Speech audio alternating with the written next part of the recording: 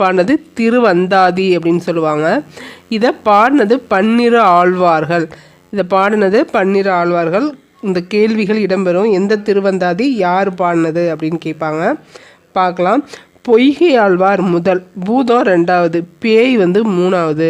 பொய் பூதம் பேயின்னு ஞாபகம் வச்சுக்கோங்க. முதல்ல பொய் சொல்லி பூதம் வந்தது, அதுக்கப்புறம் நிஜமாவே பேய் வந்துடுச்சுன்னு ஞாபகம் வச்சுக்கோங்க. அடுத்து திருமலிசை ஆழ்வார் 4ஆம் திருவந்தாதி. திருமலிசை 4ஆம் திருவந்தாதி திருச்சந்த விருத்தம். நம்மாழ்வார் திருவிருத்தம், திருவாசிரியம், பெரிய திருவந்தாதி, திருவாய்மொழி. குலசேகர ஆழ்வார்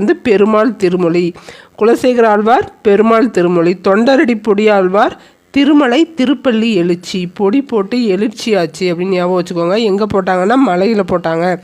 பொடி போட்டு திருமலையில் எழுச்சி வந்தது. பெரியாழ்வார் திருப்பல்லாண்டு, பெரியாழ்வார் திருமொழி.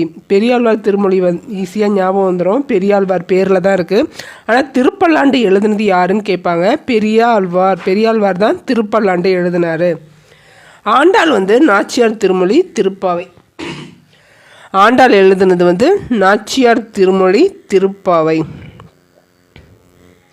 அடுத்து திருப்பான ஆழ்வார் பாடினது தான் திருப்பதிகம் பாடினது திருப்பான ஆழ்வார். திருமங்கை ஆழ்வார் பெரிய திருமொழி, திருக்குறுந்தாண்டகம், திருநெடுந்தாண்டகம், திருவெழுக்கூற்றிகை, சிறிய திருமடல், பெரிய திருமடல். இது எல்லாமே திருமங்கை ஆழ்வார். அடுத்து மதுரகவி ஆழ்வார். திருப்பதிகம் பாடினது மதுரகவி ஆழ்வார். 2 பேர் திருப்பதிகம் பாடியிருக்காங்க.